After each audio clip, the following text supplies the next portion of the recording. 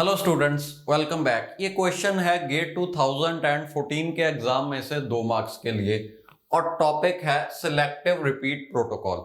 ऐसा करो, पहले आप लोग क्वेश्चन पढ़ो, फिर मैं इसे एक्सप्लेन करता हूं।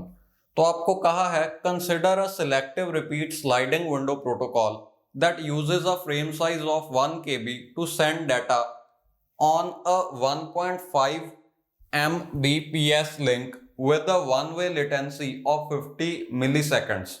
To achieve a link utilization of 60%, the minimum number of bits required to represent the sequence number field is okay.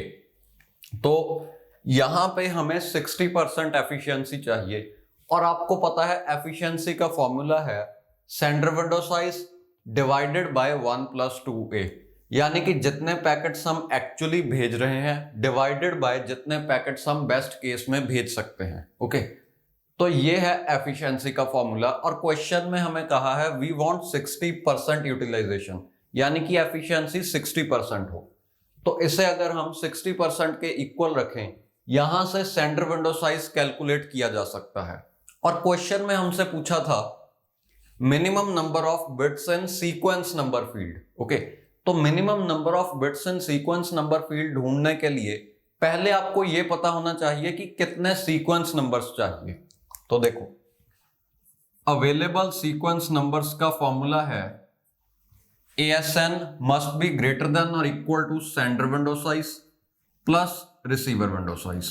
और आपको पता है SR प्रोटोकॉल में, सिलेक्टिव रिपीट प्रोटोकॉल में, सेंडर विंडो साइज और रिसीवर विंडो साइज दोनों equal होते हैं। मान लो WS is equal to WR is equal to N है, तो इस केस में available sequence numbers will be greater than और इक्वल टू N होगा। ओके,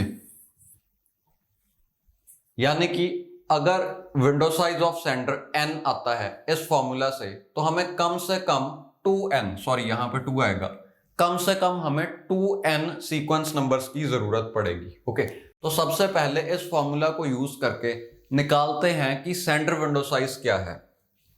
एफिशिएंसी हमें गिवन है 60%, तो 0.6 is equal to sender window size हमने ऑलरेडी एज्यूम किया है कि N है। Okay, divided by 1+2a।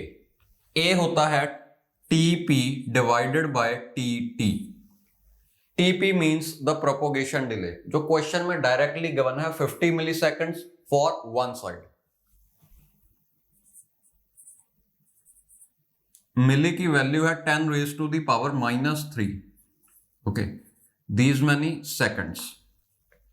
अब इसे 2 से मल्टीप्लाई करके 2 वे डिले मत ढूंढना, क्योंकि फॉर्मूला में भी हमें वन साइड डिले ही चाहिए। ओके, तो TP डिवाइडेड बाय TT। अब TT की वैल्यू क्वेश्चन में डायरेक्टली नहीं given, let us find out TT from the given data. Transmission time होगा frame size which is 1 KB 1024 bytes divided by the bandwidth. Bandwidth given है 1.5 mega bits पर second, तो यह है 1.5 mega bits पर second. अब units equal बनाने पड़ेंगे, ये बाइट्स में है, ये बिट्स में है, तो इसे 8 से मल्टीप्लाई कर दो इंटू 8, इतने बिट्स आ जाएगा फ्रेम साइज। यहां से आप देख सकते हो बिट्स और बिट्स कैंसिल हो जाएगा और जो यूनिट बचेगा वो होगा सेकंड्स। ओके, यानी कि ट्रांसमिशन डिले इतना आया। अब इसकी वैल्यू सब्सटीट्यूट कर दो a में। देखो, ये था 1+2a, a की वैल्यू है TP डिवाइडेड बाय TT, तो अब हमें 1/TT चाहिए। ओके, तो 1/TT होगा 1.5 into 10 raise to the power 6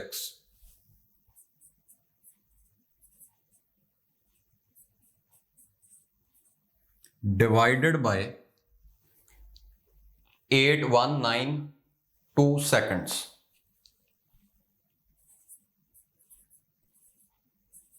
okay, अब यहां से देखो सेकंड्स और सेकंड्स कैंसिल हो सकते हैं। Okay, 10 raise to the power -3 into 10 raise to the power +6, ये होगा 10 raise to the power +6, sorry +3। Okay, तो यहां पे सिर्फ 1000 बच जाएगा।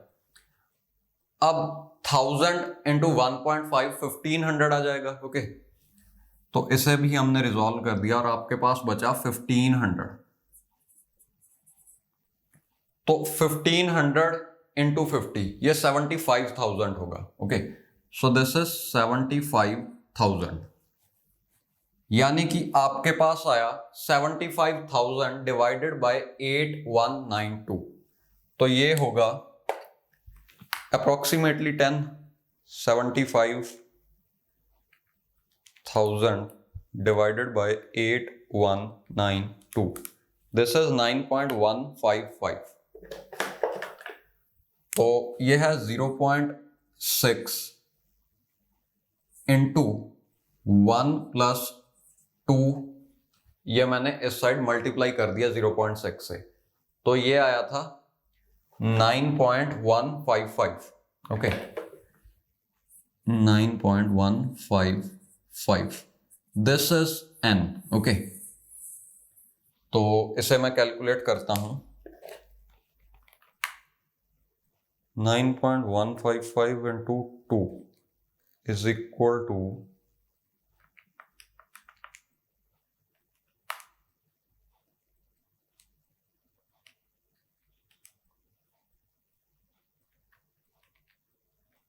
11.586, यानी कि n की वैल्यू 11.586 आई। So n is equal to 11.5, यानी कि सेंटर विंडो साइज 11.5 होनी चाहिए। इसे आप 12 मान सकते हो। तो सेंटर विंडो साइज है 12 और रिसीवर विंडो साइज इसके इक्वल ही है, तो ये भी 12 ही होगी। ओके, यानी कि available sequence numbers must be greater than और इक्वल टू 24। तो हमें कम से कम 24 सीक्वेंस नंबर्स की जरूरत पड़ेगी। बट क्वेश्चन में पूछा था सीक्वेंस नंबर फील्ड में कितनी बिट्स होंगी, तो वो log टू द बेस 2 24 होगा, वो आएगा 5।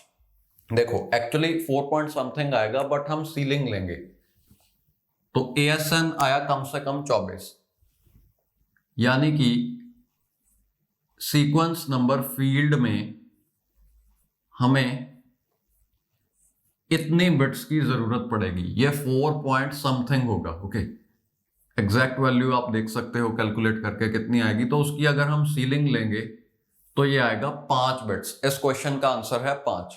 और वैसे क्लियरली दिख भी रहा है, अगर आपके पास 4 ही बिट्स हो तो 4 बिट्स से आप 16 सीक्वेंस नंबर्स जनरेट कर पाओगे, बट हमें चाहिए 24 सीक्वेंस नंबर्स, यानी कि 5 बिट्स की जरूरत पड़ेगी, एक एक्स्ट्रा बिट लगेगी। ओके